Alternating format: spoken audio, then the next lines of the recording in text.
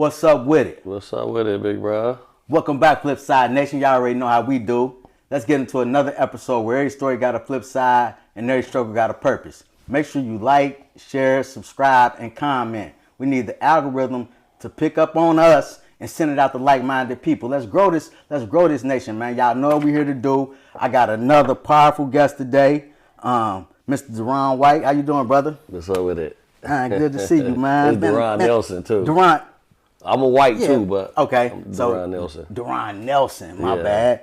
I didn't know if I should say, I know you little head back in the day, you know what I'm saying? Then I know the squeeze came about, you know what I mean? But he's a father, entrepreneur, well-liked person from our city, our neighborhood, so man, I'm glad you came on, man. I appreciate you for coming on. I know you got a positive story. I appreciate You're gonna be you. able to motivate some people. I appreciate you, big bro. First, before we get into the interview, bro, I want to say it's dope that you invited me, and it's crazy because today been 6 months since my mom passed, and y'all both had the same situation.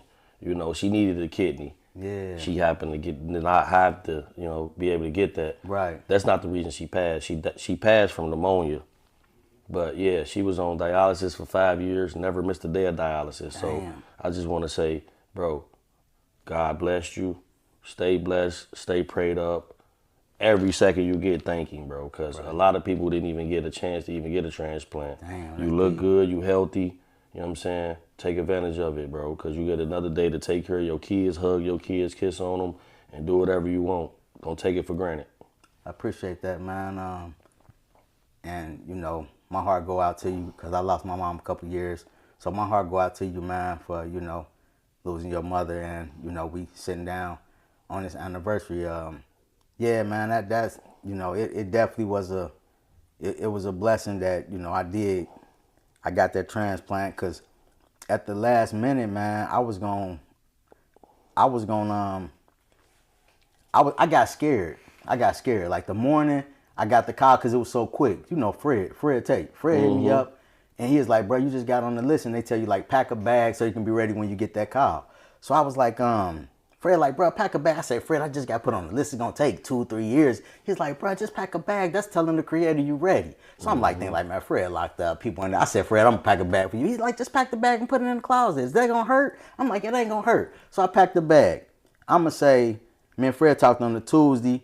The following week, on a Thursday, I get a call 6 o'clock in the morning. And it's a transplant team, like Mr. Price. And I was like, I get nervous, you know what I'm saying? Because I'm like, she was like, can you get to the hospital? I said, do that mean I got to get the surgery today? They was like, yeah. I said, I don't know if I'm ready for that. I said, I thought I was going to have 2-3 years to get ready for this. I don't think I'm ready right now. She was like, what you mean? You want to call somebody else? I said, yeah, I think so. So my son had came in, and then I'm texting Daryl, and they was like, bro, what you mean? That's what we don't pray for. I said, bro, we was praying for it, but they talking about it's really right now. I'm scared. He's like, what you mean? I said, bro, I'm scared, man. All the stuff I seen on the tape that they got to do, I said, man, I might just want to just keep living my life how I'm living and whatever happen. They said, bro, you tripping.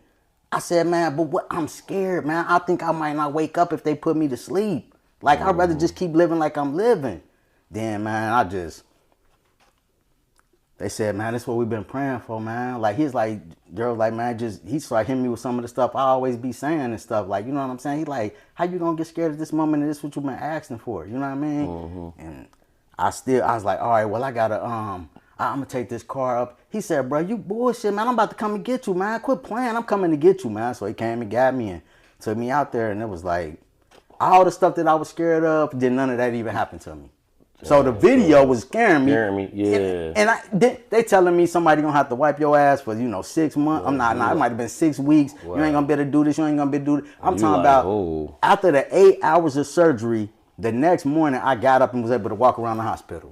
No pain. Never had to take no extra pain medications. And it was just I was like, man, what if I would have missed my blessing because of my fear? And I didn't have to worry about nothing what was scaring me, man. You know what I mean? Yeah. So like you said, man, I definitely know that it's some people who didn't get that opportunity, and it's nothing that I'm going to ever, I don't take it lightly. I'm not going, for anybody who out there, that's why when when I got back in the gym, I'm telling people like, you know, if you had a transplant, you can get back in the gym. You can do whatever you used to do. You know what I'm saying? Like, it's just like, you know, it might come to, which I never been like, you know, no drinker and stuff like that. But mine came from type 1 diabetes. I know I had that since I was 12 years old. And a lot of people know me like, man, I never knew you was a diabetic. I'm like, yeah, I've been an insulin dependent diabetic for a long time. So, man, like I said, man, I lost my mother, man. And just to like hear you, you know, tell me that, man, like you know what I mean? Like, I'm a representation of like somebody that's gonna like show even what I'm doing right now. Like, I'm giving back because of the lifestyle that I always live. You know what I mean? For sure, like, 1000%. You know the lifestyle that I live, man. And that's the only reason why I don't look at myself as a great man. If I didn't never be in the streets and the type of character that I had, I feel like I'm a great man. But I said, I know Mike Larkin sat there and said, no, man, you can't say that. You can't say that. That made you who you are today. Experience, bro. You only can be great through your experience. Yeah, People who say they great men and they don't even be knowing the definition of a great man. You got to go through trial tribulations. You feel me? God got to test you. If you never been battle tested, you can't say you great because we don't know what you will do when times get hard. You might be weak. Right. The devil can break you. So a great man don't just mean I take care of my kids. I'm accountable. Like, great means like you got to be great even when the odds against you. You got to be great when everybody's saying fuck you. Dang. You still got to have that same character, bro. Yeah. When the world against you, you still got to leave these doors and be who you are, bro. Damn. Your mindset can't change. That's powerful. So that's great, big bro. Like, and I'm gonna tell you another dope story too. I asked about you. Guess what's crazy? The day that you was in surgery, me and your son was at Coach. I forget your son want to work out. Yeah. I asked him, and he was getting out the chair. I was getting in the chair. I was like, man, what's up with Pops? He's like, I'm on my way to the hospital right now. He getting a transplant right now. Oh, for all real? My life. Damn. Yeah. He'll tell you. Yeah, like, man, I asked about you. I'm like, man, what's up with Pops? I know he like, he got the call. Yeah. I'm about to be, I don't know if you had surgery the day before or. Yeah, probably, because I know y'all going we go on Thursdays. Y'all going Thursdays? Yeah, that was a Thursday, so you had it that day. Yeah, so he probably was coming out there. He was coming out there, like 2 in the morning. Yeah, so he was coming back out there. He got a cut, and then he was like, I'm about to go out there right now. Yeah. I'm like, damn, that's dope, bro. I had the biggest smile. Me and Coach had the body. That's what's up, man. He deserve it. That's what's up, man. I appreciate that, man. I definitely got it was the outgoing support, man, that came out there too, man. The women at the hospital was like, there's like, who are you? I'm like, what you mean? Like, I ain't nobody. They're like, nah, you somebody. There's like the amount of visitors that you now had, there's like, nah, we don't see this. This different. I was like, for real, there's like this different. And it was just people like I say, Mike Larkin mama come out there, sit with me for a couple hours. BG mama come out there, her and Big Jimmy sit with me. Man, people just, it was like, man, it made me feel so good about myself that people like cared about that, you know, then the texts, the calls and stuff. It's like them be the type of time, because you know, I done been through some stuff in my life that where I feel like motherfuckers be like, man, this is you know what I mean? Mm-hmm. But it's like, you know, I got locked up for a homicide when I was 17 years old. So it's like people could have been through the key away, like on me, like, you know what I'm saying? Like, he came from jail. But I feel like it's like the love and support that I know got, you know, from the community, which, you know, the same love and support gonna come from, you know, some other niggas scheming, how this nigga get this, how he get that, how he, you know what I'm saying? It be like some people that's gonna love you and some people gonna hate you for them same things. Hate only come from how people love you, bro. That's the only hate we get, bro. Motherfucker like, why him? Why him? Why everybody love him? If they don't hate you, they really want to be you. That's crazy, you know what I'm saying? That's why it's called envy. Yeah. They envy of why everybody want to come out here and fuck with Head? Why everybody want to fuck with Shorty P? I'm a dope person, but maybe your aura ain't dope. Right. People good at character reading, like, you ain't my type of guy. You know what I'm saying? We know that off the rip. I had 2 minutes of conversation, you just ain't my type of guy. Yeah. That don't mean you ain't good for somebody else. Right. You just ain't good for me. You feel me? That's the energy you gave off. And sometimes I could be wrong, but 99.9, I'll be right. Yeah. That's real shit. That's what keep us safe. Right. For sure. Damn, man, that's a good start, man. Check this out. Tell me about, you know, your upbringing, man, because, well, I'm going to get into that, but tell me about your upbringing. What was it like coming up in the community that we came up in? Man, I come from the dopest community ever. First black community ever. Lincoln Heights, Ohio. Right. Don't ever forget it. My upbringing was dope. I never trade my upbringing in the world. Like, I had a dope ass mother. She raised 3 boys, three handsome young men who turned out to be great young men on their own. On her own. Then I had my grandmother, Adela Nelson. Yeah. Then I had my dad, mom. Like, I had a great support system for me. Yeah. I end up like, cause I wanted to come back to Princeton, so we end up moving to the city. So like about around in my teenager years, we moved to Hartwell, and I ain't want to go to Woodward and all that shit. So I'm like, I was real good in sports, so I'm like, fuck that. So I moved with my grandma, and I stayed with my grandma. It was dope. You know what I mean? I grew up off real love. And I hate the stigma that people put out there when you grew up in poverty. They be like, y'all grew up off survival, not love. No, all we had to give was love. Like, that's why all my first cousins is like my brothers. Gotcha. You know what I'm saying? We ain't grow up like, that's your cousin. No, that's my brother. Nigga, we pissed on each other in the bed. You know what I'm saying? And the world be like, yeah, y'all grew up off survival. No, we grew up off love. Nigga, I went up the street and was cussing. The neighbor whooped my ass and they gave me a popsicle. Nigga, cause I'm whooping you because you doing wrong, but I'm letting you know I love you. Yeah, I You know what I'm like that. saying? I like You that. go to, That's missing right now. That's missing. Yeah, for sure. you go to your aunts and grandma house. I come to your house. Yep. The first thing your mama or grandma gonna say, y'all ate? Yep. That's why they call it soul food, because it's out of love. Right. Nigga. Right. People get finances and love mixed up. Yeah. Yeah, you feel me? We might not have the finer things in life, nigga, but we grew up off love, For nigga. sure. For sure. Fuck you talking about? And they calling my mama. Your son was down here cussing. I just whooped his ass. Yeah. Then I'm getting another ass whooping at home. That's love, brother. Right. I agree. You know what I'm saying? Damn, you was taught to love on your peers, nigga. That's why we lack accountability, because we taught to love yours no matter what. And that shit kind of fucked the world up, because when your family member do something, you be like, I don't give a fuck what he did.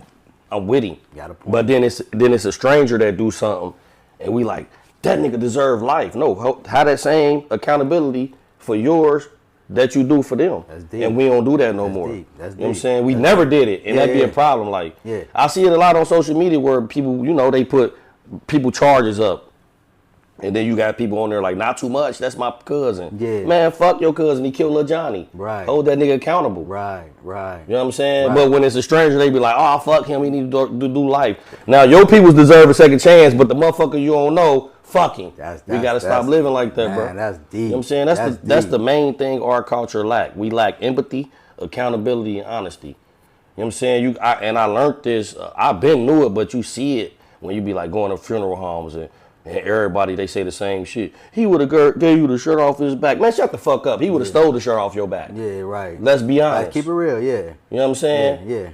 I might be fucked up. You might be one of my best friends, and you watching me starve, and then hypothetically, I might steal something from you. Then you tell everybody, I would have gave him anything. But he was Stop fucked up. lying. He wasn't giving him nothing. Nigga, Yeah, you watch me starve. For sure. Be honest. For sure. You know what I'm saying? Family be like, y'all have a get together. They be like, man, we need to start doing this more often. Man, shut the fuck up, man. Ain't nobody gonna step up and do it. Let's be honest. Let's be honest, So man. like, Keep big it bro, real. like I had to really like, my mom death just got me to a different kind of places, like, cause people don't know what me and my brother had to go through. Like, my mom laying on her couch like this, dead, and we had to, the coroner picked her up. So the next day we had to go, we had to go handle the business side. This shit a business. So we had to go in her house. My mama purse gone. Wasn't nobody in there but family. Damn. You know what I'm saying? The purse magically appeared. The next thing you know, guess what's gone? Her food stamp card and her bank card. Wasn't nobody in there but her sister and her aunts. And our first cousins, you know what I'm saying? So we had to deal with that, but guess what? We swallowed it. We ain't bring it up. Yeah. But you know how that feel? Boy. I mean, You know what I'm saying? You know how that feels. So it'd be shit like I know that what that you're I had to really dissect and be like, damn, bro, the world really ain't like you really create your family, because you don't pick your friends or your family, bro. Yeah. But you pick your friends, but you don't pick You your don't family. really pick your friends, because I grew up. If Vic was my neighbor, you know what I'm saying? 9 times out of 10, y'all 9 times out of 10, we gonna be yeah. cool, because we come from the strange struggle. We acting like, we thinking like, we talking like. You know what I'm saying? That's why we different. Well, that's why we dress. You know what I'm saying? The Bond Hill boys, they wore Jabot jeans. Yeah. You know what I'm saying? Downtown boys had a little different swag. Every hood got different swag, so you are where you from. Yeah. And the people, most of the act like you is what? The people who grew up around you, so them the people that's gonna be your friends. Okay. You didn't pick them. Yeah. Because that's where you... that's where I was at. If I would have been downtown, I had a different set of friends. Yeah, whole different environment. Right. I feel you. Like, when I was in the joint, like the Cincinnati dudes, because, you know, we rocked together, but then, like, my bunkie was from Columbus or whatever, man, and I remember, like, some of the homies from Cincinnati like, man, why you be talking to Columbus niggas? I'm like, what you mean? Like, man, my bunkie, like, cool, you know what I'm saying? And I never forget, like, you know, he went home and he's like, man, Short, I see you got a raw deal, man, but, yo, he like, man, I got you, man. Like, I'm going to make sure you be all right this bit or whatever. So some of the homies from, you know, Cincinnati be like, man, won't you hit your dude up? He'll do this, he'll do that. I'm like, man, I'm not about to hit him up just because. So I remember years later, my dude tell me, he said, man, you know, Shorty, a lot of people would have been fucked up this friendship. I'm like, what you mean? He was like, just because they can. Just try. He's like, you ain't never been that person. One time he had loaned me some bond money and shit. Well, gave it to, they gave it to Shantae for me. And then when I got out, I'm sending him money orders, like $250 every week. And then I went up to his house one time to bring him a last payment. And he's like, man, Shorty, you know how many people bonds I done paid and they ain't never gave me back $1. He's like, he said, I'll open up the mail and I'll tell my wife, like, look at this, man. He's like, Shorty down there taking care of that big old family and he's still sending me $250. He said, man, keep that, man. He's like, and if you need anything while you gone or she needs something, man, just let me know. You know what I mean? Like, real talk, man. So I used to look at the homies. Now, these same homies I'm telling you about that went home from Cincinnati, I ain't never got a letter or nothing from them dudes. Me and Rob still cool to this day. Like, still my part, like, was in my wedding and everything. Like, we still cool to this day. Talk a couple times a week and everything. I remember they like, man, why you talking to a Columbus dude? I'm like, man, shit, like, what you mean? Like, he cool. Like, you know what I'm saying? And a lot of the shit for us, like, the business acumen that I got, I used to listen to stories and stuff he was talking about in there. Stuff, you know what I mean? Back in 96, he was like, man, when I get out here, I'm going to get me a Harley, man. I'm going to get me a hog. And I'm like, what? He like, man, yeah, watch. And then that next year, boom, he's sending me pictures back on Harleys and stuff. So it's like a lot businesses and stuff. So he was one of them type of people that I feel like when I was in the joint, he kind of like, it made me want to be bigger than like doing things just in Lincoln Heights when I came home. My mindset was like, I'm getting pictures at Tyson fights, like Super Bowls and that type shit. I'm like, man, I ain't never heard none of my cousins talking about going to no Super Bowls. You know what I'm saying? Yeah, like so when, never, you feel me? But I mean, you know been around too. Like, you know, been I went to Tom Brady, nigga, one of my favorite players in the world, nigga. AB blessed me, nigga. I know you rock with Brady. Yeah. So we was in the fucking suite with Curry Hilson, Chris Tucker, like, bro, that probably was like one of the, I could say, the best days of my life. That's what's up. I know you was a Meek Mill was like, let me give you $40,000 for your ticket. I said, hell nah. Everybody like, you stupid, bro. This memory is worth $1 trillion. The memory, right.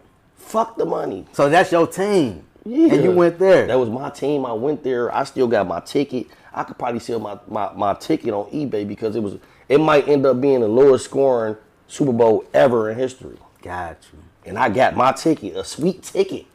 Damn. That's good shit. That's from Lincoln Heights, Ohio. Lincoln Heights, Ohio, brother. I told her, I said, man, when we went to the Super Bowl, I said, we lost. We could have won that last play. But they were like, man, I said, man, I'm about to watch this trophy giving out. Like, you know what I'm saying? I'm at the Super Bowl, man. Like, I ain't watching some TV. I'm here. You know what I'm saying? Like, do you know what that means? Y'all want to see them pass that Lombardi trophy? Y'all, man, I'm here at the motherfucking Super Bowl. I'm from Lincoln Heights, Ohio. You know what I mean? So that's like, them real accomplishments. You know what I'm saying? Ain't no winning or losing. It's like, you feel me? It's like, some people ain't going to get to experience them type of things. It's just one of them things, like, man. Bro, you know I got kicked out the back. I tried to go meet Brady. Yeah. Security tall tackled me. For real? Carried me out there, motherfucker. AB and I ran up like, nah. Like, shit. Call me what you want. Man, right. I wanted to go meet the GOAT. Right. I'm like, Brady! Brady! Damn. So when you was coming up, what was your sport of choice? What was you the best in? Was you? I was better in baseball. Baseball? Football is more popular. Okay. You know, they call me Speedy. Like, so that's what, like, like I ain't trying to say this in a bad way, but that's when you be needing, like, your father, because at that age, it's like I needed my father to really be like, hey, bruh, you popular in this. Everybody know you for this, but this what you special in. You know what I'm saying? The baseball. Baseball. real? You know what I'm saying? That's like how AB love rap. All right, you can rap, but you special in boxing. But you special in boxing. You know what I'm saying? Yeah. But I was getting everybody knew me for football. But baseball, I was special. Damn. So did you come up with what's the Harrison dude name? Yeah, that's my brother. Oh, for real? Is it Josh Harrison. Josh, yeah. Yeah, he a year older than me. Okay. So him, Tonio Page, they all played with Midland. They was bad motherfuckers. Tonio Page, Josh, Jeremy, Bobby Artis, like I watched them and I was under them, so I just watched them. They don't even know, like I'm really like I'm gonna be like that. I'm gonna be better than them. You know, when you see people a little older than you, for you sure, like nigga. That's who you shooting at. I idolize y'all a little bit, but I'm gonna be better than y'all. Yeah, I'm coming. And you gotta think 3 of them niggas went to the league. Got you. Well, 2 of them, Jeremy and Josh, went to the major leagues, bro. Yeah, my friends. Yeah. I could call right now. Yeah. So when you was in high school, was you like, was that hunger still there for sports, or? Hell yeah, the hunger was there. Just, you know, like once again, like when you reach a certain age and you need that male figure, I made a lot of bad decisions. Like I feel like I should have went to Korean. You know what I'm saying? Everybody that I played sports with from 7 to 13. All of them went to Korean. They all went to Division I. Josh Chichester, Terrence Shearer, Cal Lumpkin, Elijah, like my Dante Thompson, like everybody I played with went to a big Division I school, and they all went to Korean. And they like, bro, come with us. But I wanted to be where I was comfortable at. So Korean was a better catch than Princeton back then? Hell yeah, they had Coach Combs. He went to UC maybe? He went to UC, now he at Michigan. And you guess what's crazy? I just went to a clinic, a coaching clinic, and he remembered me. We took a picture. I'm going to send it to you. Straight up? We took a picture, and I was like, you remember? He's like, yeah, you should have fucking came to Korean. You would have won more games than us in Princeton. Yeah. You would have won state. Damn. So I'm like, damn. So it be them small decisions that a father would make. Right. You know what I'm saying? Right. I stopped playing baseball because girls didn't come to the games. I'm just being honest. That's a true story, though. Yeah, at like that age, I'm the top it. dog. I'm a freshman. You know what I'm saying? I'm going to the coach's house, Rocky Hubbard. He got a mansion in Kentucky, fucked up about me. Yeah. And I'm like, I'm a freshman. I'm like, playing no motherfucking baseball. Yeah. Nigga, ain't no girls. It's summertime, nigga. You know what I'm saying? But that's when you need that male, bro. Right. Look at the bigger picture. You grinding now, but in the future it's gonna pay off. Yeah. And I not like that. And I ain't saying like I blame a person, but you know, we come from a welfare mindset, so you're gonna have a welfare mindset. You know what I'm saying? I was very intellectual. I had a 3.5 GPA. You know what I'm saying? And I dumbed myself down because I had dumb niggas around me. You know what I'm saying? So I acted like a dumb nigga, not being a follower, but it's like all my niggas stupid, so I act a little stupid. Yeah. When I was really intellectual. For sure. You know what I'm saying? I had AP classes. I had 2 AP classes and I had college prep everything. I went to get out them classes to go be in the regular classes with my friends because they classes looked like they was having fun. Exactly. You know what I'm saying? That's the mindset you have. Yeah. And you don't never see the bigger picture. You hear that shit going one ear out the other, but if a motherfucker leading by example, or if you got that male figure to be like, nah, and your mama on your ass, but they sit down in peace, so it'd be like, yeah, okay, mom, but I need to hear that from a male. Yeah. You know what I'm saying? And that's the things I feel like that's why God made me have my son last. How many kids I used to you want a son. I got 4 kids. I got 3 daughters and 1 son. Right. And I used to, like, you know, I was fucked up to have a son. And it was like I wasn't ready to have a son. It was on God's time. Yeah. So if my oldest would have been the boy, he would have been ghettoed in the motherfucker, because I thought that was cute. Okay. Back then. You know what I'm saying? I'm 17 years old. And he would have been cussing because that was where my mind was at. But God let me have a son when it was like, you fully matured. You ready now. You feel me? You could really show your son everything. You know what I'm saying? And the difference now is like, we heard about y'all. We heard about the brooches. Jay Bake and Bop, the only ones that's like didn't go the wrong way that should have made it. But like we hear all the stories about the people, and you be selling dope with them, and you like, I heard about him, but shit, he here with me. Now it's like I could call my nephew Kesey. Son, you want to play football? Mm-hmm. Oh, I could call Kesey. You know what I'm saying? I could call Spencer. Right. I can call 19 football players. Oh, you want to be a basketball player? Yeah. I can call Jay Crawl. I can call Kelsey. I can call Million Pros. I can call my boy Monte. Like, talk to my son. He want to be a pro. Yeah. Oh, you want to box? I can call Lil Nuke. I can call Bunny. I can call Earl. I can call AB. I can call Terrence Crawford. And the difference is, hell of a connections. they know they really made it. These ain't no has-beens where it's like, I heard he should have been this. Right. I can really put you in position, and I can really call these people, and they can really talk to you. Yeah. And that's a big difference. You know That's what I'm good saying? shit. Damn. So when you jumped off the porch, I'm gonna say when you jumped off the porch, I'm sure you were seeing the same things that I was seeing as I was growing up. You know what I mean? Like the flashiness, I'm gonna say. So when you jumped off the porch, what was that experience like for you? Elaborate a little bit as far as what? Like, you know, was you out there, you know, you was getting money, you know, the girls was loving you. Yeah. Just like, was it, you know? I was always that dude, like, not even being arrogant or nothing. Like, some people just got gifts in life. It was like, I was always a people's person. Everybody always, and everybody be like, you friendly, but it was like, this was my whole life. I wasn't trying to be friendly. I wasn't trying to have attention. That shit came. It's a difference between wanting attention and getting attention, and people don't be knowing the difference. I don't walk in the room and be like, hey. That type you know what I'm of saying? shit. I get the attention. Yeah. Like, not no shade to my brother, but like AB, he thrive for attention. Mm-hmm. I come in the room and get attention. It's a different. He come in and make his presence be known. What we doing? Take a shot. What do I'm come in and just be regular me? How y'all doing? And everybody come still going. You know what I'm saying? So I'm getting attention. Yeah. That don't mean I'm chasing attention. Right. And people be getting the two mixed up. He like attention. No, I get attention. Big difference. As far as like So with the hustle, was this something that, you know, you like, man, I want to hustle because I'm seeing everybody around me? Because I wanted, you know, I'm thinking that this how people get to move to nice areas and stuff. Hell no. When I with the hustle, to be honest, it was more, I want the money. I want to change my family life. You know what I'm saying? We got roaches, bro. We ate dog food as kids. So it's like, nigga, I ain't thinking about what these niggas riding around on rims. Fuck all that shit. That shit gonna come. But right now, my hustle, and that's where the survival come part. But it really wasn't survival because we had a roof off our head. But we had a welfare mindset. I'm gonna say welfare mindset. Welfare mindset is where you in poverty and you will see people doing things the grass look greener on the other side. You seeing people with rims and shit, and you be like, he getting money. He got a pager. He pulling out a bankroll. Yeah. And you like, I want that to feed my family. You know what I'm saying? Yeah. So that's where the hustle came from.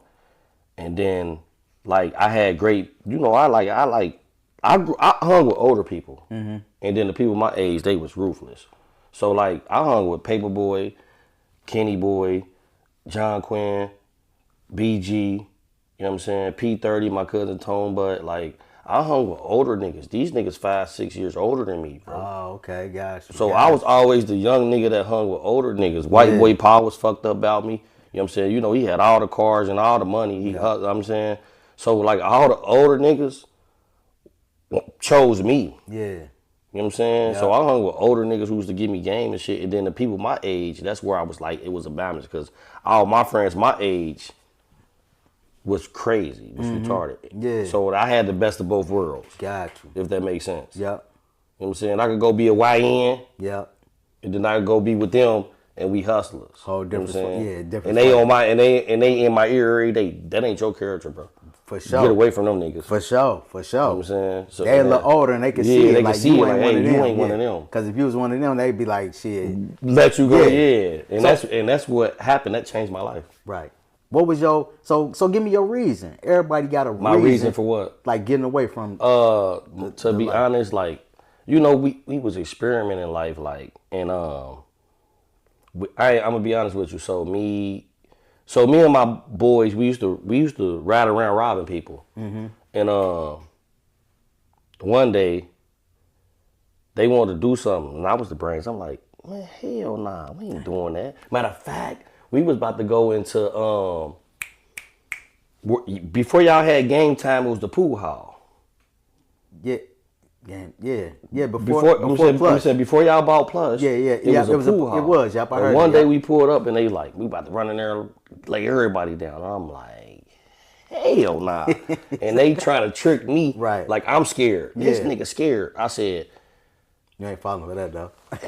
I ain't scared of nothing. Right. See, people be trying to break your man. I ain't scared of nothing because I know me. I'm happy with me. Right. Hell nah, we ain't doing that.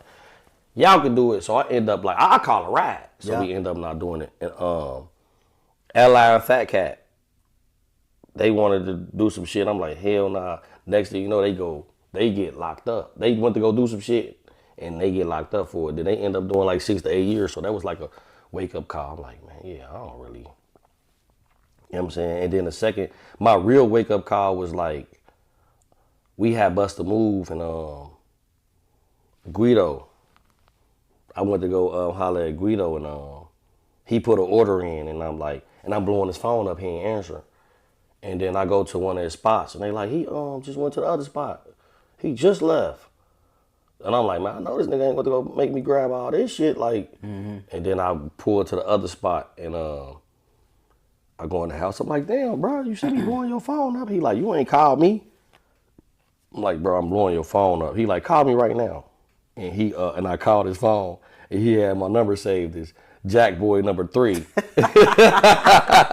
And I'm like, hell, from that day forward, I'm like, hell nah, that ain't about to be the character of my name. Like, that ain't, hell nah, I'm not no Jack Boy. Like, that ain't me. You feel me? I was just doing some shit because I wanted some money. Yeah, but that ain't me. I'm a hustler. For sure. And from that day forward, I'm like, y'all got it. You know what I'm saying? You know, we started some shot of shit. And I knew like when they took that shit to another level, I'm like, bro, I don't kill people. Thank God that I never took nobody's life. You feel me? Because I don't gotta live with that on my conscience. Right. You know what I'm saying? So there's a lot of things that I'm like, God let me experience, but he ain't let me fully like do shit where it's like to no point of return. I feel that. So you said, I know you mentioned AB, and of course I seen y'all, you know, hanging with AB and being part of his team. How did y'all meet? Because he from like the west side, because Lil G was on here. Yeah. And G was talking about like them growing up and all that. But how did the connection between you and AB come about? Like I always kind of wondered that. Me and AB met in a dope situation because the same shit I just was telling you about, AB was facing 57 years and all my buddies was locked up with him. So when my buddies used to call home from the JC, they had got bounded over. You know, they all was like juveniles and then they turned their case. They got bound over to adult system, but it's still a juvenile pod. I went through that. Yeah, so they calling every day. Right. And AB just take the phone. What up, big bro? You know what I'm saying? Yeah. And we kind of got tight from that because he had just talked to me for like 5 minutes. But I love you, big bro. I'm gonna let you continue to talk to bro. But he always said to me, like, big bro, I promise I'm gonna be a world champion. Like, everything that he told me on the phone, he really did, bro. Like, he really did. So he used to be like, big bro, when I get out, I promise you, bro, I ain't fucking up. Like, I'm gonna go to the gym. AB called me when he got out. Like, I'm about to run. You busy? But I was busy. He like, all right, well, I'm about to run from the JC to Millville. Damn. I'm thinking the nigga playing. He ran from the Justice Center to Millville Boxing Gym. And he started training. So, you know, we stayed in touch. So he already had experience boxing before this? Yeah. Okay. So he was, He just never got to go to the Olympics and shit because he went to jail. Gotcha. So he was already winning nationals and all that shit. Okay, so people had been kind of knew about him in the city. But they didn't know he was going to be that great. Right. And he like, so we talking every day and shit, but you know, I'm heavy in the streets now. And I'm like, cool. And I took him some money. I think I took him $500. He'll tell you. I took him $500. Like, welcome home. He go $500. And it fucked him up. He like, and when he was ready to spar, I'll never forget. He called me like, big bro, I'm sparring tomorrow. Please come. I'm sparring Mel. Mel was number 3 in the world. He was a top dog for Win Terrors, Mel Crosty. He like, I'm sparring Mel tomorrow in Millville. So I tell Cause loved Mill, like that was his favorite boxer in the world. Yeah. So I'm like, yeah, twin sparring. He wasn't even AB yet. Right. I'm like twin sparring Mill tomorrow. Yeah. And like, man, he about to fuck Twin up. I'm like, oh no, Twin nasty. You feel me? I'm bragging on a nigga and ain't really never really seen him as a pro. Right. And me and go. We drive to Millville and shit, and they go on a war. And Twin had on I'll never forget, he had on a pink thermal, sparring in a pink thermal. And we got in that motherfucker car. That nigga said, hey, he's special. For real? And then AB moved with me. So he ended up, whatever happened, he was living with his baby mama, his first baby mama. And they used to get into it all the time. Him and Tisha used to get into it all the time. And he just called me one day like, pick me up, big bro. He had a bag and shit. I'm like, what the fuck you about to do? I'm living with you. So he moved in Centennials with me and my mama. Damn, for real. And then every day we used to go to the gym. We used to go to the gym, train, come home. We go to Wendy's every day. We get a junior bacon and a fry at Wendy's in the Heights. You feel me? You know, that was when it was $1. Yeah, right. You know what I'm saying? $1 nuggets, $1 fried, $1 junior bacon, and then we go shoot dice to try to come up. Yeah. And then we go home. Yeah. We had like 3 sets of different girls. We had called whoever, like he had a friend. We had 3 girls, and I had a friend, he had a friend. Yeah. So whatever set we want to call, that's who we was dealing with that night. Right. And then he turned pro, so I was with him from like his first 15 fights. Mm-hmm.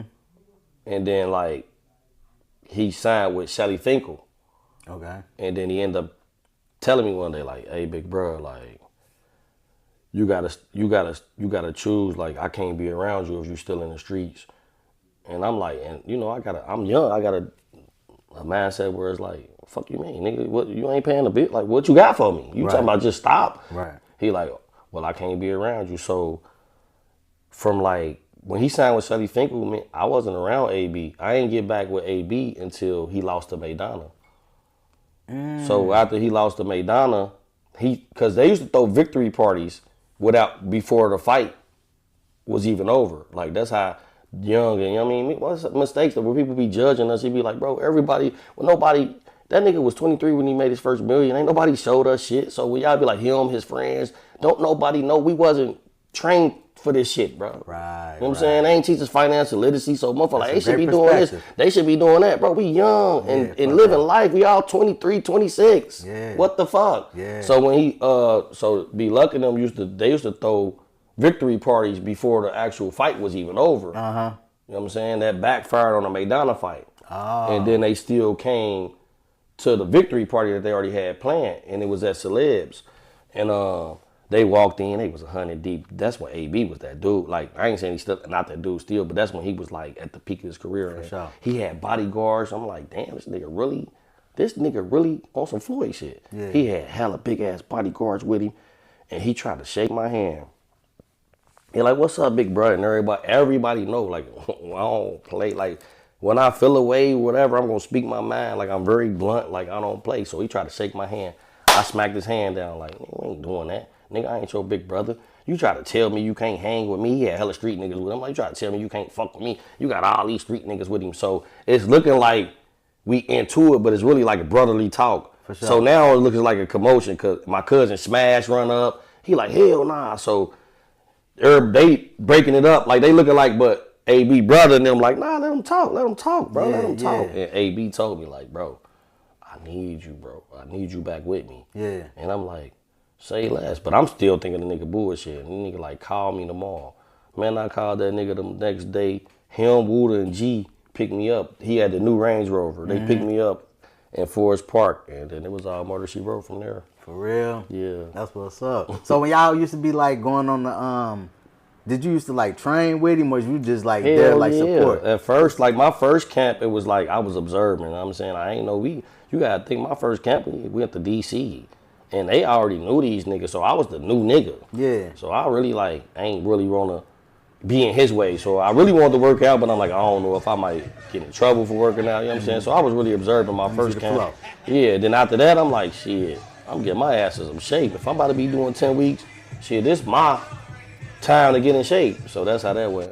Did you already ask? Because I asked P30, like, where the boxing come from? He like, man, we all grew up. Yeah, I really fought. Like, I really had boxing fights. Me, Tone, but like, we boxed for Coach Dean, so we used to start with Kiki and them, like, and then Kiki went to jail. Like, if Kiki and John wouldn't have went to jail, we would have had some Liquor Heist world champions. Like, we used to go to the gym and Liquor Heist first. And the then, gym that was at the Y? Yeah. Before the gym, they turned the wrestling gym into a boxing gym. Yeah, back there. Yeah, that was our, nigga, we went every day. I'm talking about every day. Monday through me, I'm talking about between me, Turk, TB, KB, Jonte, Pee Wee, Cliff, and we had a couple youngsters. Lil Larry, D Nelly. Yep, Lil Larry was a bad motherfucker. Chili. D Nelly, like Jeremy Welch wasn't a boxer, but that nigga was a fighting motherfucker. Like, we could have turned him to a boxer. You know what I'm saying? Herb was a knockout artist. Like, we had so many people that would have followed suit if we would have still had some gym and Liquor Heist. Yeah. So, but we end up going to Kentucky to train with Coach Dean. Okay. And that's how, like, I started having a couple amateur fights and shit. So, Lil Nuke really was my dog first. You know what I mean? Because his mama used to mess with Uncle Jack. So I always called him my cousin and shit. Okay. You know what I'm saying? And every time we used to beef with the West Side niggas. And me and Lil Nuke used to be on the phone with each other like, me and you ain't gonna never fight each other, but I'm on your nigga ass. He's like, I'm on your nigga ass. All right, cool. Yeah, that's the relationship we had. Like, shit, all right, you on my nigga ass, I'm on your nigga ass, but me and you ain't gonna never fall out. Right. You know? Right. Damn, that's wild. What you think, with the streaming and stuff, like, you ever thought, because I think I just seen you post a story or something, I know you and AB still in contact and stuff. What you think, about the streaming and stuff? You think it's just a line for him to make some money right now? Like, he really ain't like a reflection of his true character, because I know you know him, like, you know him, like, shit, y'all stayed together at one time, so you gonna know him more than anybody gonna know him. But I guess it could be a lane just to get some money right now, but do you think, like, that ain't really like him right now? Nah, I think AB is just a fucking all around talented dude. Like, he can play he one of those guys that really could do everything. He could play in movies. Like, it's up to him. You know what I'm saying? Yeah. And I think right now the streaming is, cause he's one of God's favorite. This motherfucker done got 50 chances. Now it's time for him to really grow the fuck up. Like, when people be like, where his friends at home taking care of their kids with careers. Yeah. We ain't them same 23-year-old motherfuckers that could just fly to fucking Vegas and just go be around the motherfucker. Right. You know what I'm saying? Yeah. So he about to be 37 years old. It's time to fucking grow up. Like, what you really gonna do? Granted, yeah, you making money, cool. But that shit ignorant. Like, that's how I feel about all this shit. That's why society dumbed down. Our kids watching niggas be on stream, and not them per se, the whole world. They gotta do ignorant shit. They on there doing gay shit to get fucking clips, and it's like selling yourself for some money. But even to this day, y'all got that still type of relationship. Like, Daron don't hit me before. Hell yeah, that nigga just sent me some Cartiers. Yeah. We talk every day. He begged me to come out there. He begged G to come out there. Like, bro, I need y'all. But it's like, bro, we had a place in our life where it's like, do your thing. Y'all got kids and families and stuff here that y'all like a different lane right now. But we still catch up with you. It's just like everything ain't for you. Just because you starting to come up on there, we ain't about to come and ride your wave. That's what a lot of niggas do. Like, no, nigga, if it's meant for us to reunite, we're going to reunite the right way. We're going to do it the right way this time. We ain't doing it the wrong way. For sure. You know what I'm saying? We done did it the wrong way for 12 years, bro. And that shit caught up with us. We never thought this shit would end. You think we thought E-Bunny would get shot? Who you say? E-Bunny, Robert Easter. You think we thought he was going to get shot? Okay. You know what I'm saying? You think we thought AB was going to be like fucked up off alcohol and don't really fight like that no more? Like, when we was at the peak of our career, we ain't think this shit would end? Right. You know what I'm saying? You don't know until it's over. Be like, damn, we should have done. Now everybody critique you. Y'all should have did that. Y'all should. It's easy to say outside looking in, but when you living in the moment, you don't think that shit gonna end. For sure. I know what you're saying. Yeah. You know what I'm saying? You don't think that shit gonna end. Yeah, you learn a lot of that type of stuff in hindsight. So that's why sometimes if it's like, older people around, they could kind of try to push that out there to people, but then they still got to be willing to accept. Yeah. But older people pushing it out, the older people that's pushing it out there ain't experienced what we experienced either. So, nigga, you lack the knowledge. So I can't listen to you if you ain't experienced it. It's anybody can call you and be like, y'all should be doing this. You ain't did it. You feel me? You ain't make millions of dollars, nigga. Everybody critique you, but sitting on home on their couch and can't even pay their bills. But telling you what the fuck you should be doing. Right. That's social media. Got a point. That's why everything is so dumbed down. And then like, I want to elaborate about our youth. Like, everybody be mad at the youth, and when society spit in our face, but we don't say nothing. Now we be like, it take a village. It's bigger than a village. They took away cursive. They took away Black history.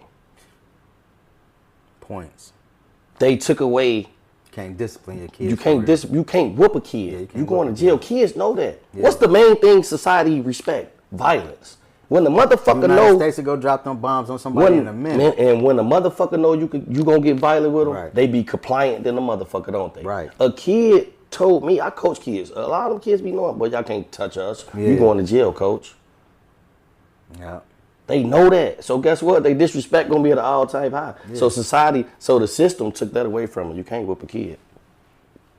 Right? Point. The niggas can't write in cursive. You can't even get a kid autograph no more. They can't even write in cursive. We took that away from them niggas. Oh, we took Black history away from them niggas. Oh, we want them niggas to grow up fast. Oh, ain't no more junior high. It's 1st through 6th. Then your ass going to the high school building, 7 through 12. Now, your 12-year-old in a building with an 18-year-old. But they telling us, oh, they separated. No, they ain't nothing but separate them but a door. And you know kids know how to be kids. Right. They finding a way to watch this nigga. Now your 12-year-old daughter liking the 18-year-old nigga. Cause she in school with this nigga. I see this nigga. Damn, that's deep. You feel me? I like this nigga. I don't like this nigga my age that I was in the junior high with. Yeah. Cause I see this nigga. Damn. I don't want to go to a junior high game no more. Damn. I want to go see these sexy grown niggas play football with muscles who about to go to college, who got an NIL deal. Oh, that's different. You feel That's me? a different perspective. I want to watch these niggas on stream act the ass. Your kids watching that. I'm gifting these niggas to act ignorant. Bro, they dumbing society down and we watching that. They spit in our fucking face. They spit in our face every time and we be blaming us. It take a village. Man, the village can't do shit. Nigga, it's the system. The system is rigged up. Rigged up for us to agree fail, with that. bro. And we just failing. Our kids don't do shit. Sit in the house watching niggas, watching niggas stream, gifting no money. And nigga, that's what they doing. Oh, that's what they doing. That's fun. So I can go really talk shit to girls and call them bitches or hoes and that and make millions of dollars. My son was watching T Grizzly play the game. Man, I slapped the nigga in the head so hard, man. Go, you play the game. You know what I'm saying? Fuck you watching another grown ass nigga play the game for. Right. Only good thing that they got is they got more opportunity than us, but is their opportunity really good? They got million ways. You could be a nerd. They got more ways to get rich, but like we always say, all money ain't good money. And we watching all niggas make bad money, and just because it's legit, we think it's good money. I agree, man. Is it a fix? Yes, it's a fix, bro. And why do you think our YNs all they do playing Grand Theft Auto all day, then they go kill somebody? I just know kind of was getting hip to that Grand Theft, like hearing about it. They playing GTA. Like, and now they killing people BTA. They disrespectful. They spitting on people's graves. Then they call it trolling. You know what motherfucker told me one day? I made a post one day and nigga was inboxing me going at it with me. I ran into him in person. I'm like, what's that? I hit him in the chest like this. Yeah, what was that you was talking about though? Oh, I was trolling. So I posted just forgive you because you said you was trolling. Trolling basically mean I was joking. I'm rage baiting. Yeah. All that shit is the new thing to do. That's the new thing to do. That's corny. You feel me? To trigger you, yeah. I'm gonna go to your grave and spit on it, and then when they catch up to me, I was trolling. I'm supposed to forgive you because you like I was trolling. That's crazy, bro. They fucking society up. And we just saying it's us. No, it's not us, bro. It started from the top. I agree with that. You know what I'm saying? I agree with that. You know I sell life insurance, right?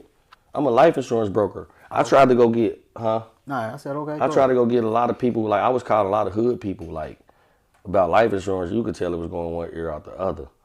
And I'm like, damn, why? Where am I going wrong at? And I started figuring it out, like, because it's not prioritized. It's not prioritized. Like, when you go to a car lot, what can't you leave without? You gotta have insurance. Okay, when you have a baby, what can you leave without? A baby. I'm saying, if you have a baby in the hospital, you can leave the hospital Yeah. without what?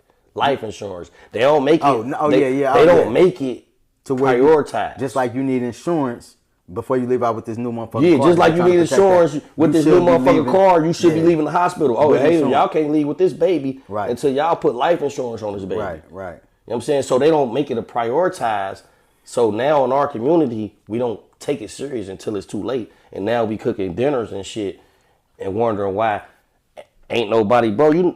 Most people, Magic Johnson didn't become a billionaire until he invested in a life insurance policy. Most billionaires didn't turn billionaires until they put their money into life insurance policies.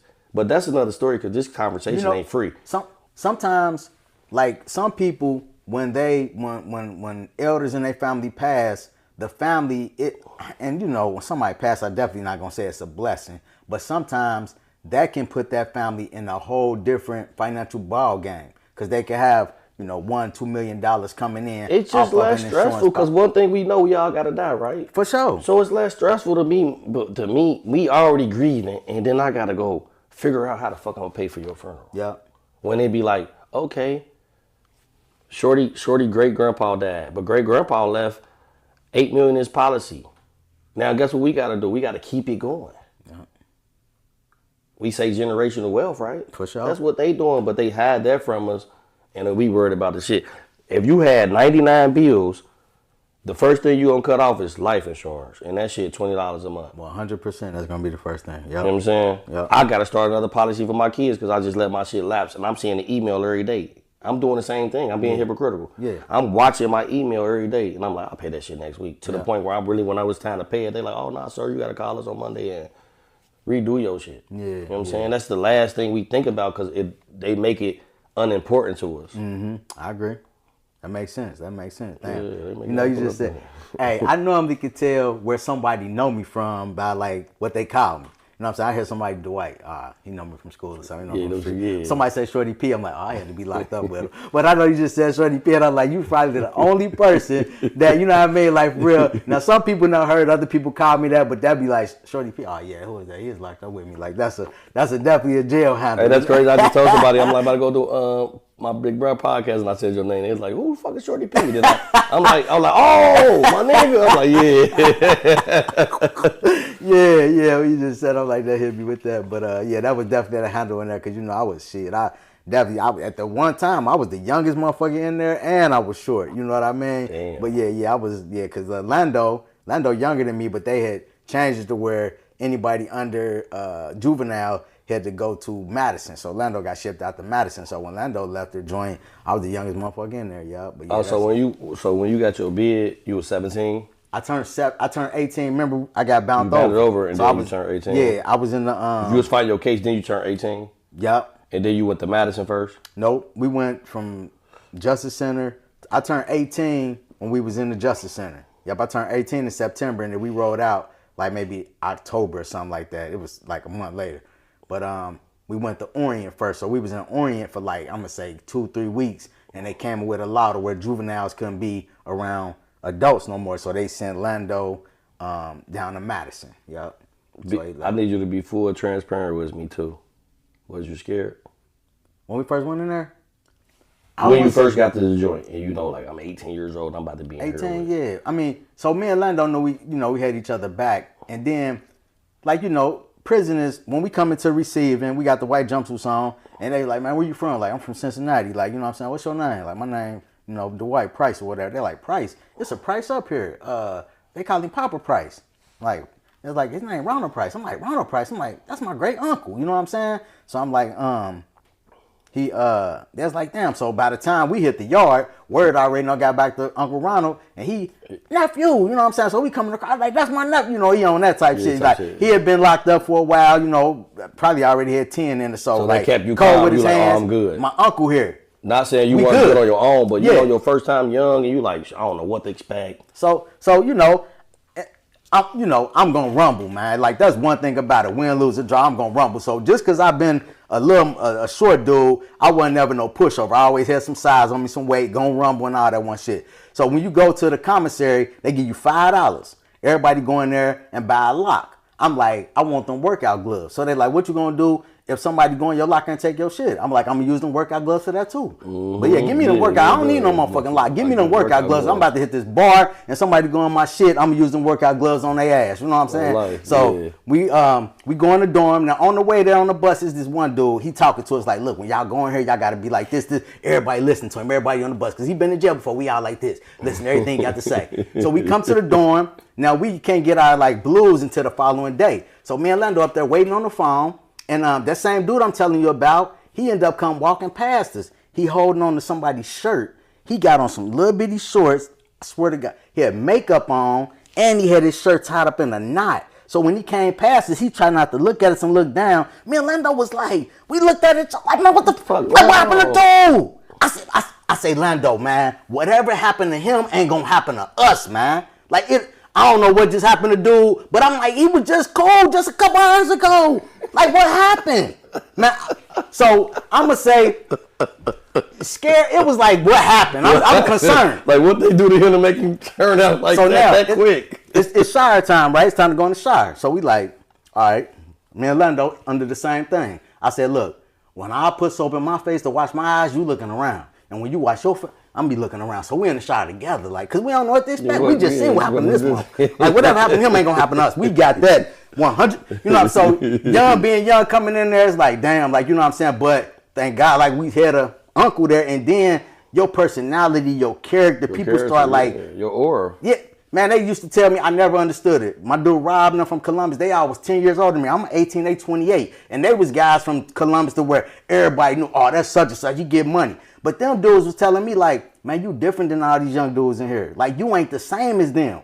And I'm looking at Rob and them pictures, and I'm like, dang. And they said, man, you one of us, man. You just got locked up too early. They said, wait till you get out, man. And I used to be like, what the fuck these niggas talking about? Like, they said, man, wait till you get out. Then when I came home, it was like, you really start seeing, like, damn, I see what they talking about. Just never understood, like, damn, like, these dudes, they said, man, you one of us, man. You just got locked up too early. And then once I came home, things started, you know how my life, things started to just, like you said, it just be people that can, out the character or the type of person you are, whatever, like, you know what I mean? So, yeah, but that's a true story, man, about the joint. That's how it was, man.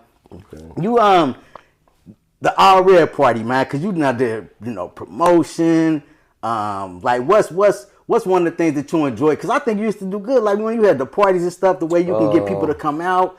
Like, I love promoting. You love promoting? Hell yeah. I always been that big bro. Like it's crazy because when you got homies that tell you what you are, you know sometimes like even with a woman like you need, you know, people see things that you don't see, and that's one person that used to always big me up. Like, so before I even was a promoter, I'm gonna tell you a story. I threw a birthday party in a Peppermint. Okay. And I had that bitch rocking, and I had the baddest motherfucker. Every bitch. Excuse my French. Yeah. Every bad motherfucking female that everybody wanted in Cincinnati was at my party. Oh, for real? And Oom came up to me. He said, "Lil' bro." He said, "Lil' bro, you see what the fuck you just did, bro? You got these motherfuckers in a Peppermint. Like, you got the baddest motherfuckers in Cincinnati in the Peppermint. Right. This your calling." You know, Lincoln Heights niggas did some hate shit. They start shooting in the air.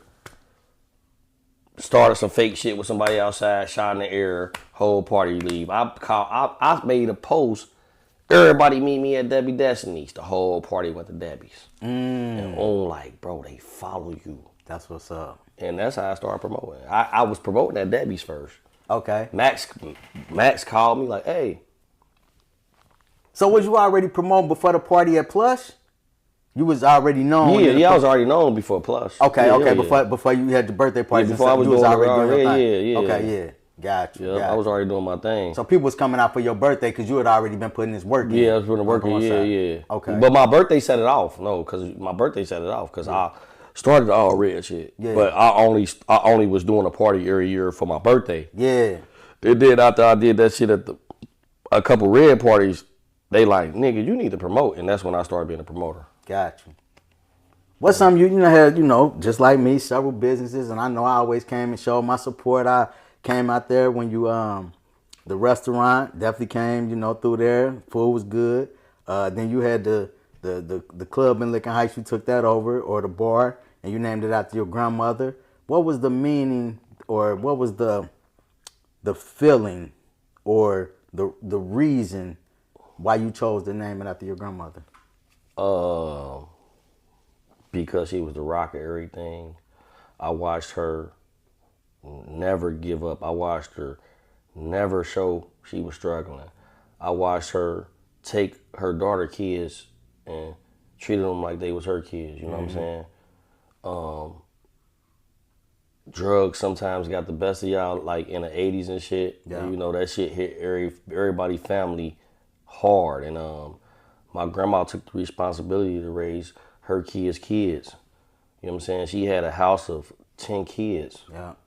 You know what I'm saying? And I was fortunate enough to have a mother who didn't get strung out, and I lived with her, but I still live with my grandma. You know what I'm saying? She took me in, she took Barky in. Like, she still had other kids that didn't live with her that she took in. Even our friends, like, could go to Granny. Like, everybody called Granny Granny. Yeah. You know what I'm saying? So that's why I honored her and gave her Idalis Lounge. I came to the ribbon cutting, y'all. Yeah. I came down to support y'all, man. I definitely, you know what I mean?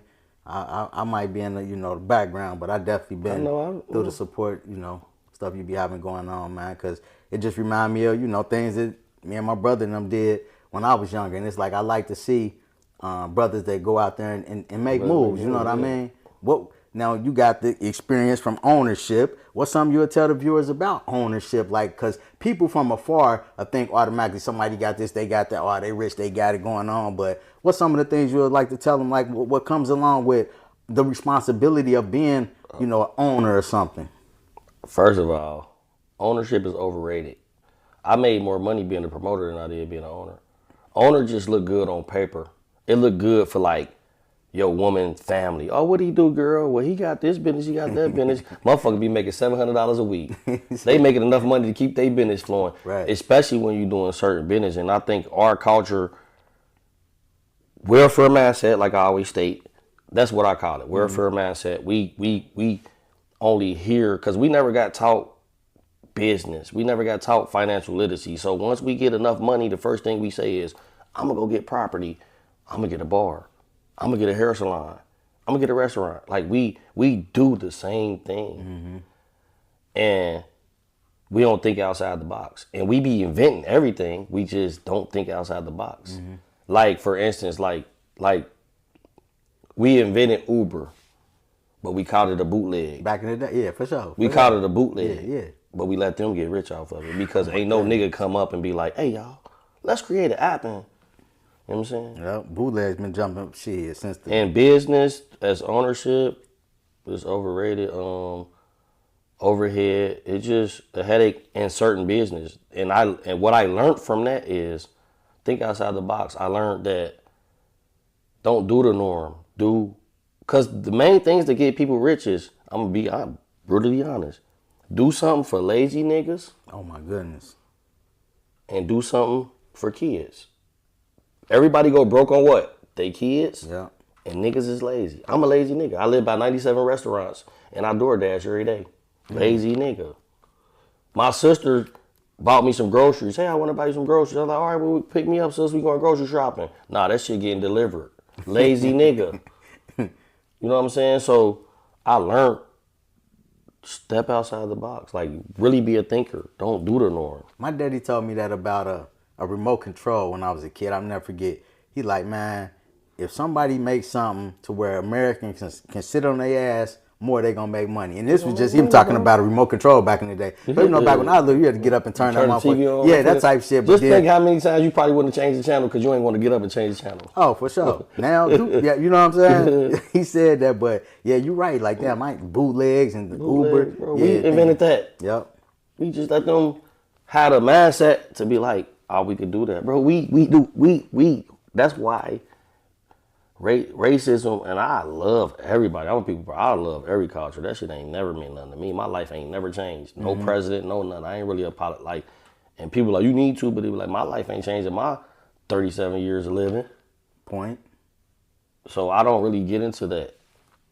I just like feel like we gotta change shit. Like, we gotta change our way of thinking. You know what I'm saying? We all do the same shit and then mad when we get the same results. Exactly. You know what I'm saying? And I learned that through losing business, big bro. Like, it's like these last 5 years of my life, bro, like, niggas don't know what it's like to be me.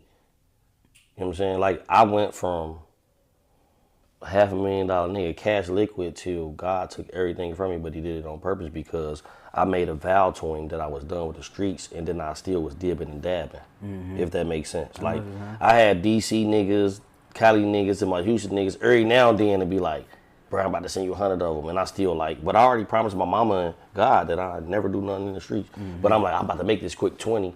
Yeah. And God like, oh, you want to keep playing with me? Yeah. Watch this.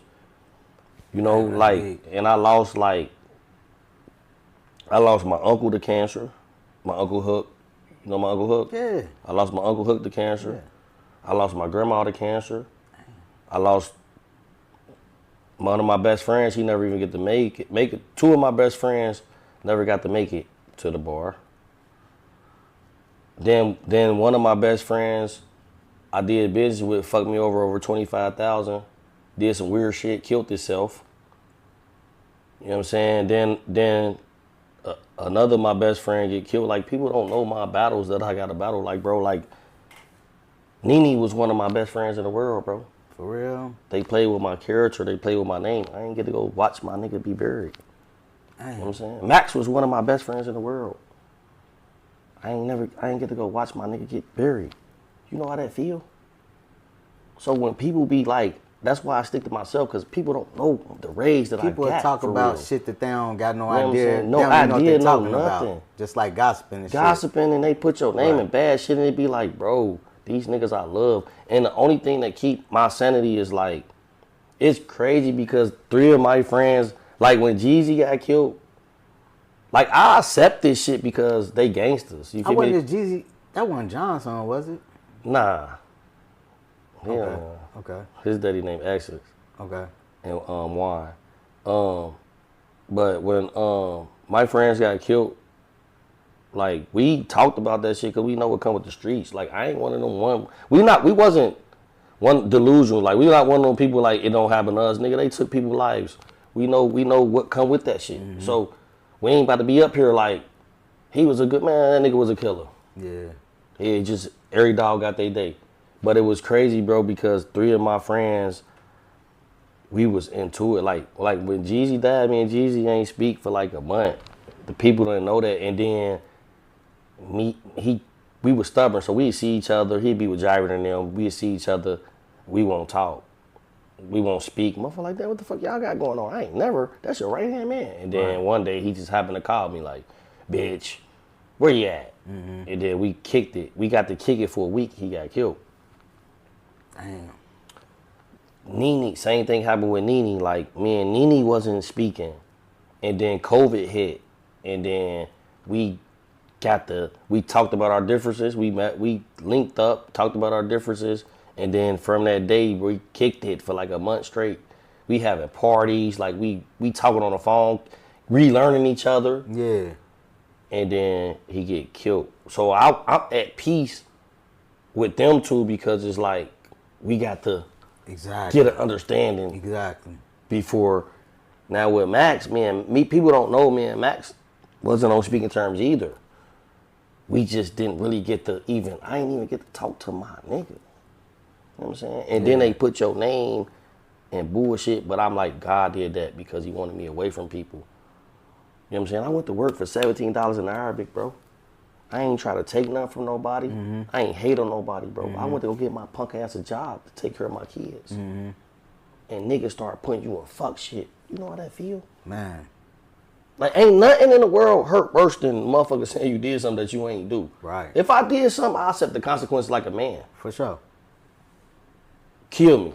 But I did this, but when you ain't did nothing, it's like, bro, don't do me like this, bro. I got kids, bro. You think I'm gonna wait till I'm 35 years old, 36 years old to be a YN again? Yeah. God done got me out of so much shit. I never been to prison, bro. Thanks to the Lord. For sure. I never got shot. Thanks to the Lord. You think I escaped all that shit to redo it again? Right.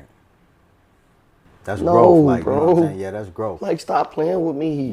Yeah. Bro, I got out of town people I could take shit from. I got out of town people that I ain't never got to see in life just send me 100 pounds and they like, and I ain't never got to talk to them in life. Yeah. I'm going to do something in my area.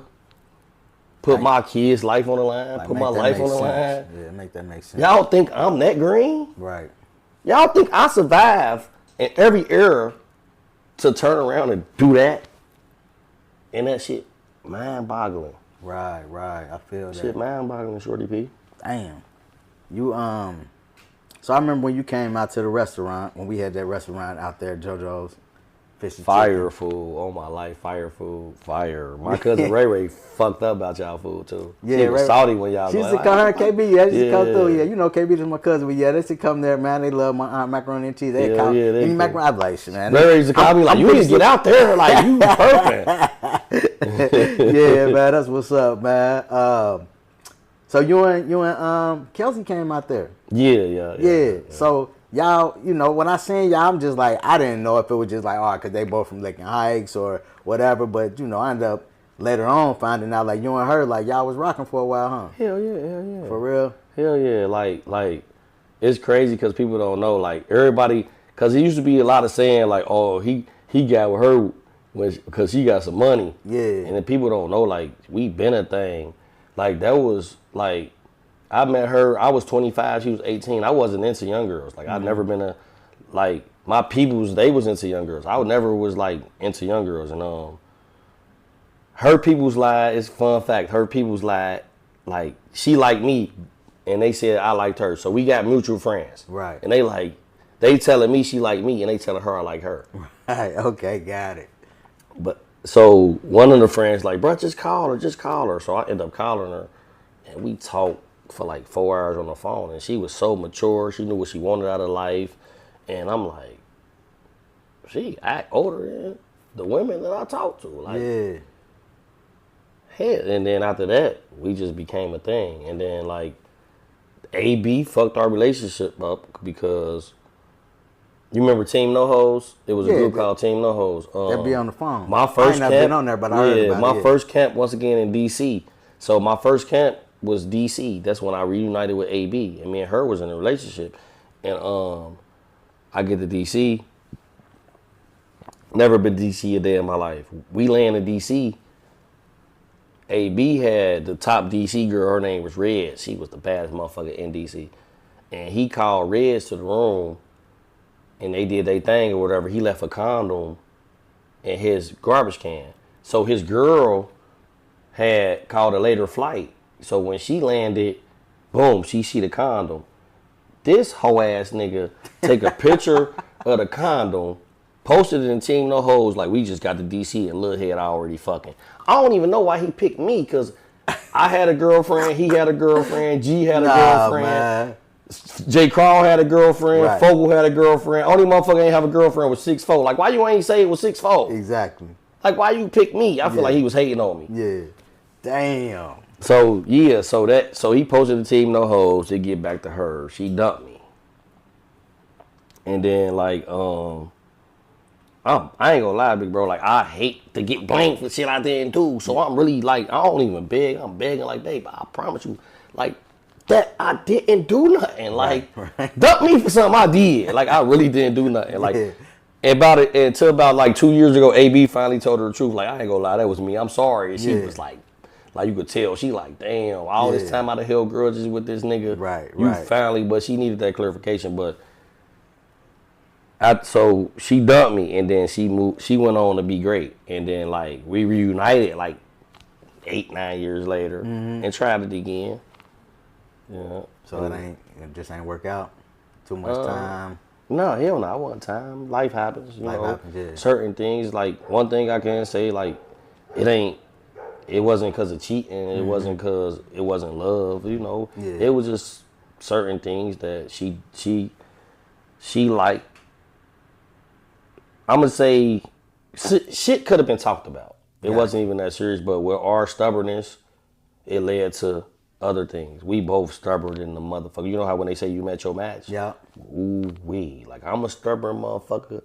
She like times 30. And that's all it was. So tell me, cause you always been, I'm gonna say you been that nigga. Like, you know what I'm saying? Areas we from and all that. But she's now known on a real national stage. So how is that to where when y'all, like if y'all go somewhere or like say you go to the WNBA All-Star game and it's like, you know, they calling her taking pictures. Like how's that as a man when it's like, damn, don't none of these people even know me, but I'm looking at what's my man named Travis Kelce. Like, hey, he a football player, but he ain't known compared to this Taylor Swift. Yeah, you know what I'm saying? So is it dope? Like that's dope. Like you got to be comfortable in your own skin. Like, and that's why women. That's why a person like her can't be with a weak nigga. For sure. You know what I'm saying? And her next man, whatever God got for her, he gotta come correct because I was genuinely proud of you because I know who I am as a man. I don't need the lights on me. Baby, shine. Yeah. We okay. For sure. You know what I'm saying? She don't even got that character. She don't like the bright lights. Yeah. You know what I'm saying? That's just her job. She don't like cameras. She don't like interviews. She don't do that type shit. She hate that shit. Yeah. She just want to play ball and live her life and take care of her family. I used to go up to, on Thursdays, they had like a luncheon for the varsity, and the coach would talk about the game plan, be free food parents, you know, the kids there, whatever. So I remember I'm leaving out one day, and I hear basketball just bouncing in the gym. So I go over there and look, and it was her in there shooting by herself. Now, I didn't know who she was, you know what I'm saying? But I think D told me, like, yeah, that's such and such or whatever. I'm like, oh, yeah. Then I found out, you know, who her daddy was, and her daddy used to be my coach when I was in middle school, you know what I mean? But it was like, I know I watched her. I'm thinking, I ain't never seen her play in real life.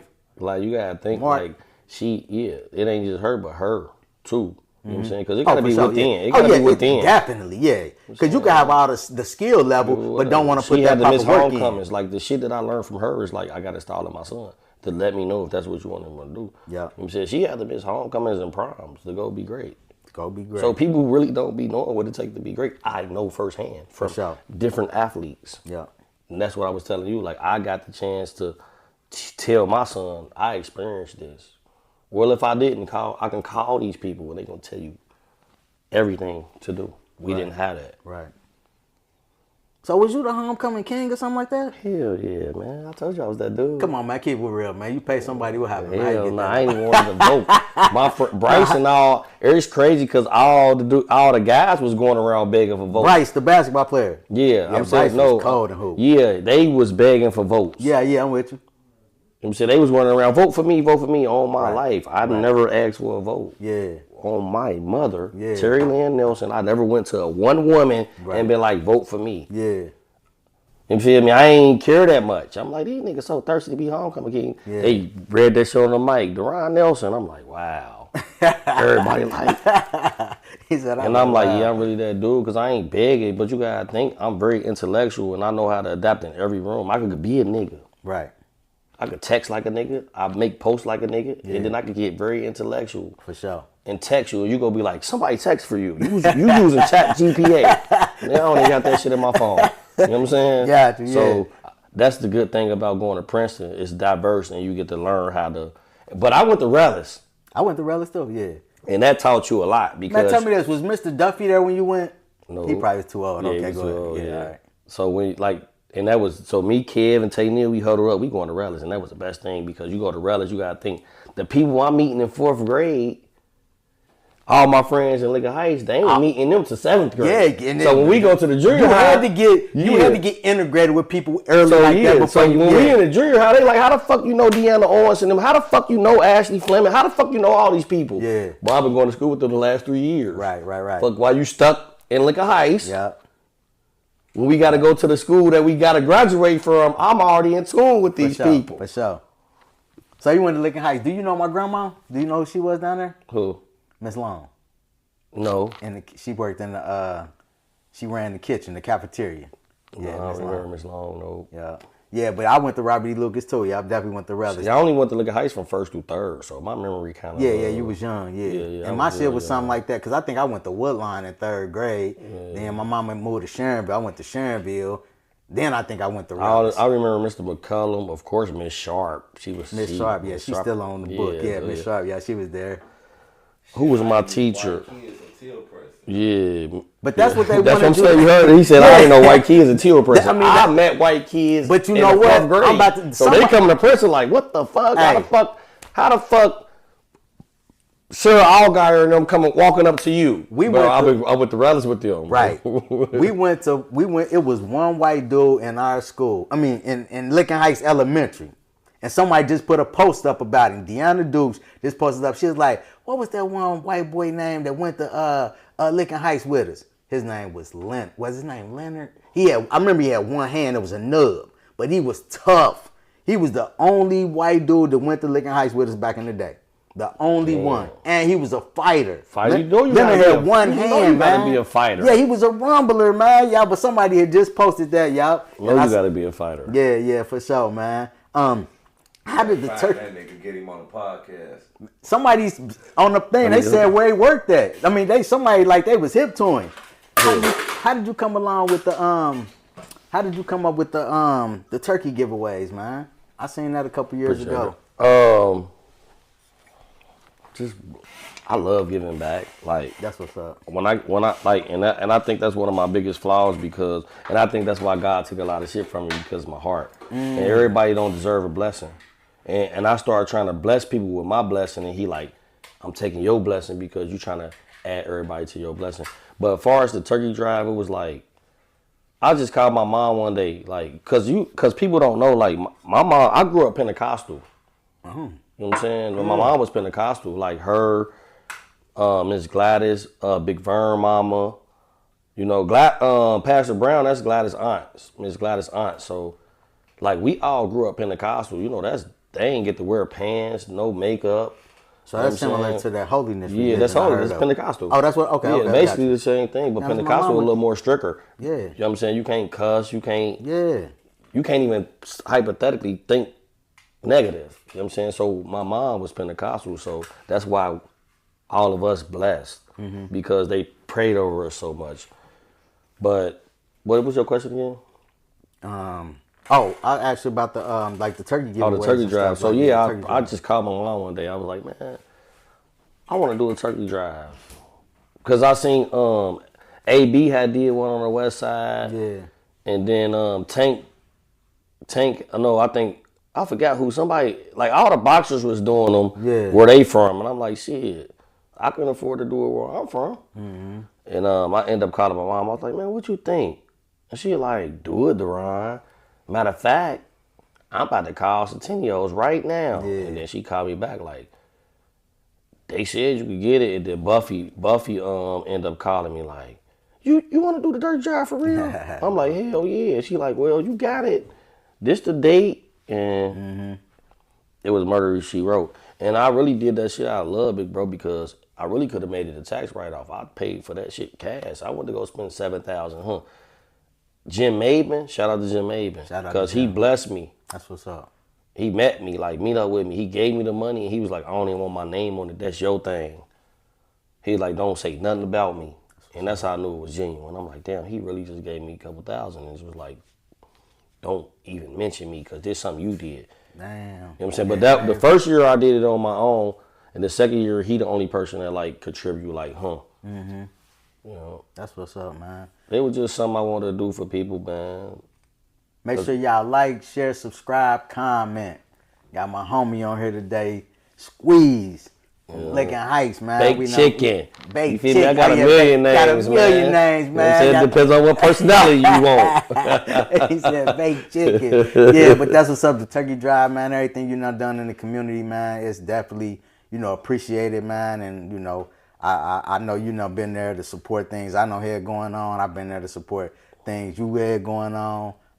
You got a hell of a story, man. And I love, just sitting down with you now, I hear the maturity too. Yeah. And you've been through some, some things, and it's a wonderful thing, where you at right now. You know what I mean? Is it did you share your information about how somebody can get in touch with you if they wanted to buy some life insurance? Squeeze, you can go to my Instagram, Squeeze1587, my Facebook, Daron White. That's pretty much it right now. I don't want to get my phone number out right now, but okay. If you inbox me, I definitely sure. will respond. Is there anything else you would like to like leave with the people? Like you got any, goals or plans, objectives where you may see yourself in 5 years? Could it be, would you like to, you think you looking for, a wife or something to complete the whole circle? Like what you think, man, next 5 years, what you thinking? When it comes to a wife thing, bro, I don't think I ever want a relationship ever again in life. That's just me speaking as of right now. Gotcha. Things change, life happens. For sure. But as of right now, it's like I'm going through the hardest thing in my life by myself. So once you dealing with that, it's like I don't need no significant other. Like I had to bury my mom. You know what I'm saying? And it was like when it was time to go handle things, I was by myself. Like when I had to go pick her casket out, it's me, my brother, and his wife. Yeah. When they called her, like, come pull up and make sure y'all like her hair, it's me, my brother, his wife. Yeah. When I'm sitting in that front row hit different. Right. When you in that first row, that shit hit different. Mm-hmm. And it's just me and my kids.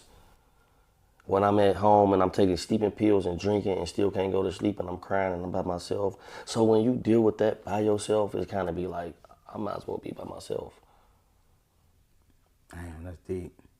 You know what I'm saying? I do got wants and needs, of course, but it be like, that's it, go on about your business, because I had to go through the hardest thing in life by myself without a significant other.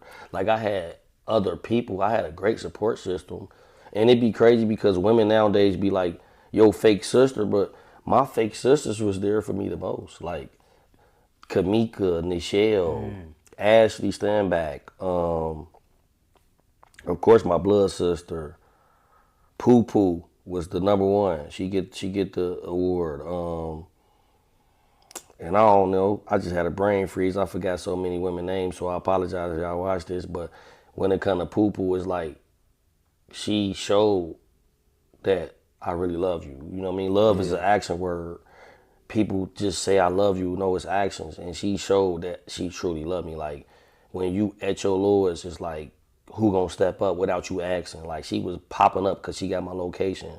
10 people got my location. She was the one popping up like, here goes some food you need to eat. Mm-hmm. If I ain't answering my phone, she popping up. Yeah. I just want to lock eyes with you. Right. She popping up at my job. You working too hard. You need to, you know what I'm saying? She making me stay at her house.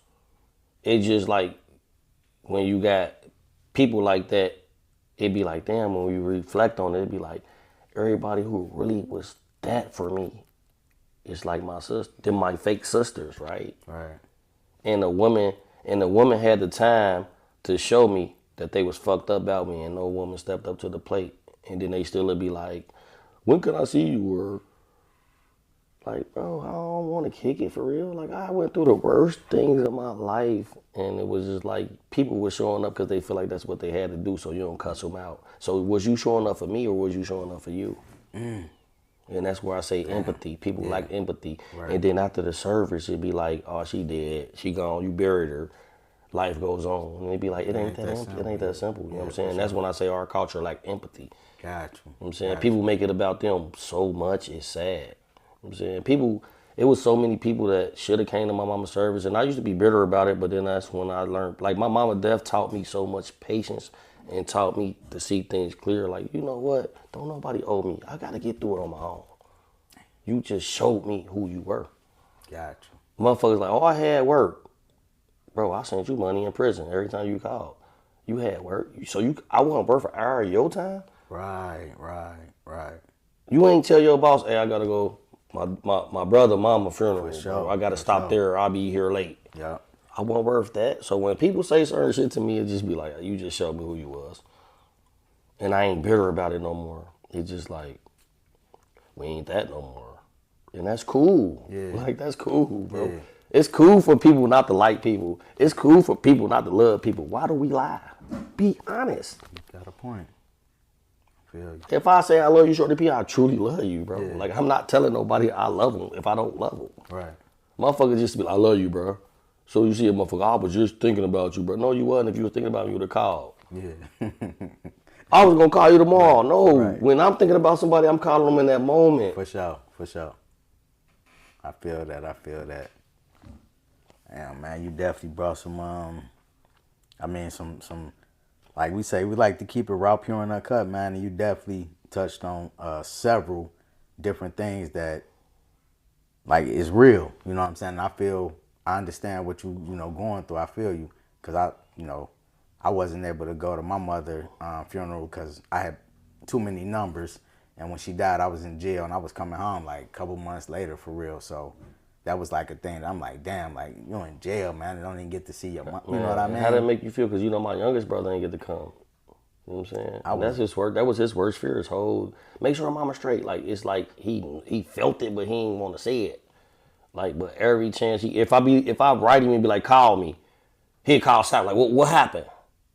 Mama cool? I'm like, no, I just wanted to hear your voice. Like, you know what I'm saying? So from your perspective, you might be a person like, I need you to talk to my brother because it's like, I feel it, but like, I ain't out there. I don't know how it's going to be when I'm out there and I got to go see her tombstone and couldn't be there for y'all or, That's definitely, like the last conversation I had with her was on the, like the little video visit thing. My sister did a video visit and she was like, she said, and I think she already knew, like she was, you know what I mean, like doing bad. So she was like, Dwight, she said, I want you to get out of here and like live a life without being in the streets. She's like, that's what I want you to do. She's like, I want you to, get out of the streets. That was my mama. She said the same thing. And she said, I want you to marry that girl. She's like, I want you to marry that girl. She's like, you've been dealing with that girl since you was in high school, your freshman year of high school. She's like, that girl deserves you to marry her. You know what I'm saying?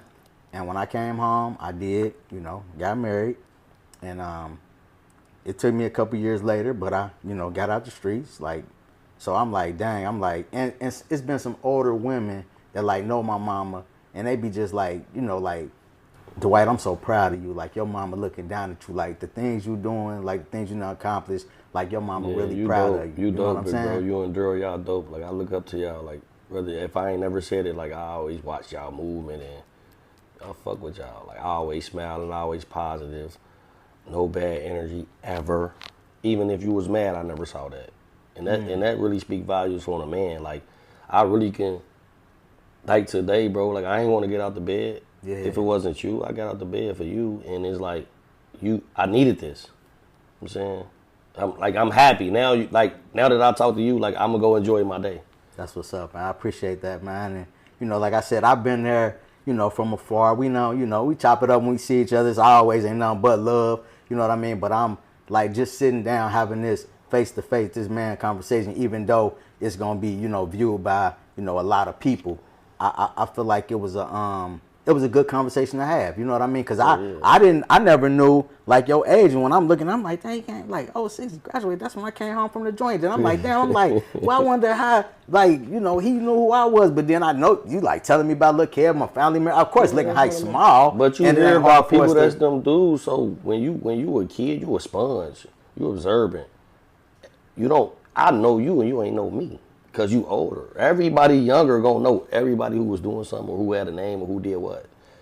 I knew Fred Tate. I knew all you niggas before y'all came home from prison. Yeah. Because the OGs talked about y'all in a good way. Like, wasn't no staying on y'all names. Nobody was talking bad about people. And the people that get talked bad about get left where they at. And you be seeing how their life is today, and you be like, I see why. Because he was a fucked up dude. Yeah. That type shit, right. For sure, for sure. I feel and like, I ain't just saying it on camera. Like, and it wasn't a thing. Like, everybody love you, bro. Like, I ain't never had a bad conversation where it was like, man, I don't fuck with buddy. Every time your name ever came up in the room with me, it was positivity. That's what's up, man. I appreciate that, man. It's been a real one, man. It's been like heartfelt. I appreciate you, for coming on. Because, sometimes when you reach out to people, you kind of be like, dang, man, like, I don't think that person to come on here. You know what I mean? And it's just like, I don't know, man. Like, cause you know, Daryl be like, man, you know, you reach out to such. I be like, oh, I try such. But what about such? He be shooting names at me, cause you know they be, man, bro, you old, you don't know what's going on. Let me tell you, people who should try to get on, you know, that type shit. But it was like, man, we touched on so much stuff, cause this what it was. It was like you and Lantana, like, oh, if they got a podcast, they ain't gonna come on your podcast. It was something like that, and I'm like, but shit, like, why not? Like, somebody can have a different podcast and still can come on here. You know what I mean? I didn't even know that, you know, that y'all wasn't doing the podcast no more. Nah. YouTube shut us down. YouTube shut y'all down? Yeah. For real, yeah. Cause I think I seen like a couple that came up. I got hip to YouTube. We had them by the balls too. We had them by the balls too, man. It was a lot of shit behind the scene too, but yeah, YouTube shut us down. We did an interview in I ain't gonna say Cincinnati, but that was all our following was from Cincinnati, and they was reporting our page because we did the interview with Shice. And then after that, they deleted us.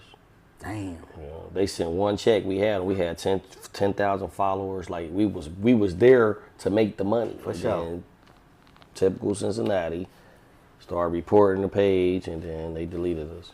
And I'm thinking, like, because you now came on here, it's gonna be some people that'll see this, and now they probably be willing to come on. You know what I'm saying? For sure. Like that's just how life goes. Yeah, that's how life goes. You know what I mean? Because there's been some people who I done reached out to, and you know, don't get no response. Then when Lil G came on, then people start, you know what I mean? I seen the difference in the, you know what I mean? Because it be like that. Like you said, that's life, man. So I definitely appreciate you coming on our platform, because I know it's going to help. And you got a, you know, amazing story. Like, I'm glad you sat down and shared this, like, information that the youth need to hear. You know, parents, people in our community, just, you know, like, we touched on a lot of subjects, man, and I appreciate you for coming on, man. It's much love. Like, anything you want to leave the people with?